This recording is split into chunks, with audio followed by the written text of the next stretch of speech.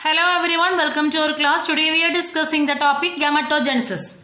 So, oogenesis is a part of gametogenesis. We know the process that oogenesis is the process of formation of mature female gamete. Mature female gamete means ovum. Okay. So, what is the gametogenesis? Gametogenesis is the production of gametes during sexual reproduction, that is known as gametogenesis. The process which takes place in gonads. Gonads means testes in case of male and ovary in case of female. Here we are discussing oogenesis. That means the process which takes place in female body. That female body means the process which takes place in ovary. In oogenesis, the formation of mature female gamete. Okay, ovum is formed. Unlike spermatogenesis, oogenesis starts before birth and it is completed only after fertilization. I think I tell you that this in one video that the spermatogenesis process starts after the puberty, but the oogenesis, the formation of ovum, it started in when the baby having XX chromosome, it started, but it in arrested stage, but it completed only after that fertilization process. During the embryonic development stage, a couple of million gametes, that means mother cells, oogonia, are formed within each fetal ovary. No more oogonia are formed and added after birth. You got the point? During the embryonic developmental stage, a couple of million gametes. Gamete means egg. Okay, that are formed in the each fetal ovary. No more oogonia are formed and added after birth. These cells starts meiotic division and enter into the prophase 1 and these get temporarily arrested at the stage called primary oocyte stage. Okay, so in the case of female, before puberty, in her ovary, the ovum are arrested in the stage. That stage is known as primary oocyte. Okay, primary oocyte. Then, what happening to this primary oocyte cells? This primary oocyte cells undergoes multiplication phase, growth phase, and then goes to the maturation phase. So here this is the schematic representation of the oogenesis process. So here the primary oocyte, it having 46 chromosome. That means it is in a diploid condition. That's oogonia cells, primary oocyte cells, which undergoes meiotic division. Meiotic division means it is an meiotic. It is a reduction division. The primary oocyte cell undergoes reduction division and they form the first polar body and the secondary oocyte. First polar body and the secondary oocyte. Okay. Then secondary oocyte again undergoes division and produce 4 ovums. Okay. In this, only one does get matured, other 3 are the polar bodies. The process of formation of mature female gamete, that process known as oogenesis, it occurs in the ovary and it consists of the 3 main steps. What are the 3 steps? Multiplication phase, growth phase and the maturation phase. So multiplication phase means oogenesis is initiated during the embryonic development stage when a couple of million gamete mother cells are formed within the each fetal ovary. No more oogonia are formed and added after birth. Okay, these cells are start division and enter into the prophase 1 of the meiotic division. Then they get temporarily arrested this stage and are called the primary oocyte. That is the multiplication phase. Then the next phase is the growth phase. Okay, growth phase. Each primary oocyte then gets surrounded by a layer of granulosa cells. Each primary the growth cell is a complicated one. Each primary cells undergoes division and they form the secondary one. Okay, so here it gives that the primary oocyte. So this is the primary oocyte cell. Primary oocyte cell undergoes reduction, and reduction division means meiotic division, and they form the secondary oocyte and the polar body. Secondary oocyte and the polar body. How the secondary oocyte is forming, that is very important. How the secondary oocyte that is forming. Okay, this is a sectional view of the ovary. Sectional view of ovary. Okay, so each primary oocyte surrounded by a layer of granulosa cells.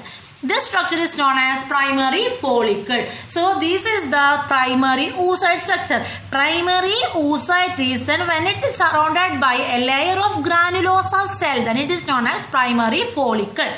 A large number of these follicles degenerate during the phase from the birth to puberty. A large number of these follicles degenerate during the phase from birth to puberty. At puberty only 60,000 to 80,000 primary follicles are left in each ovary. Okay. The fact that millions of Hugoniot cells are produced, but at the time of the puberty only 60,000 to 80,000 primary follicles are left in each ovary. The primary follicles get surrounded by more layers of granular cells and form a new theca to form the secondary follicle. So the modifications that occurs in the primary follicle, that is the secondary follicle. Again I am repeating, each primary oocyte gets surrounded by a layer of granulosa cells and is called primary follicle. A large number of these follicles degenerate during the phase from the birth to the puberty. Therefore at the puberty we have only the female body only having the 60,000 to 80,000 of the primary follicles are left in each ovary. The primary follicles are again covered by a more layer of granulosa cells and form a new theca. New theca means a new covering, and that is known as secondary follicles. Okay, so the secondary follicle further transform into a tertiary follicle stage. So in between this primary follicle and the tertiary follicle, the next stage is the, in between the stage is the secondary follicle stage. Okay, secondary follicle that transform into tertiary follicle. When it transform into a tertiary follicle, it is filled with the main character of the tertiary follicle is that it is filled with a fluid filled cavity. The fluid filled cavity that is known as antrum. Okay, antrum. So in this the tertiary follicle, this fluid filled cavity that is known as antrum. A-N-T-R-U-M. Antrum. The theca layer, we discussed that the secondary follicle forms the theca. The theca layer is organized into outer theca. Outer, the term is theca externa, and the inner portion theca interna. Cleared? Outer portion theca externa and the inner portion theca interna. Okay. The primary oocyte within the tertiary follicle. So this primary oocyte, first of all, it is surrounded by the primary follicle. Then it is surrounded by the secondary follicle. Then it is surrounded by the tertiary follicle. Now the primary oocyte is seen inside the tertiary follicle. Okay. The primary oocyte within the tertiary follicle grows in size and completes the first meiotic division. Okay, we discussed about the primary oocyte cells undergoes first meiotic divisions and form the secondary oocyte. The secondary oocyte stage is forming inside the tertiary follicle cell. In tertiary follicle cells, the primary oocyte undergoes meiosis and form the haploid secondary oocyte and a small first polar body. The secondary oocyte retains bulk of nutrient rich cytoplasm of the primary oocyte. The mature tertiary follicle further grows in size. The mature tertiary follicle and it forms the Graafian follicle with a large central follicular cavity antrum and with a liquid called liquor folliculi. Okay. The lining of the follicular cavity is the membrane granulosa and the mass of cells attached to the primary oocyte to the follicular wall is called cumulus oophorus. Cumulus oophorus or discus proligerus. Discus proligerus. So, the tertiary follicle is formed. The tertiary follicle undergoes maturation and it forms the Graafian follicle, and it has the fluid-filled cavity that is known as antrum. The fluid inside the Graafian follicle. The fluid inside the Graafian follicle that is known as liquor folliculi.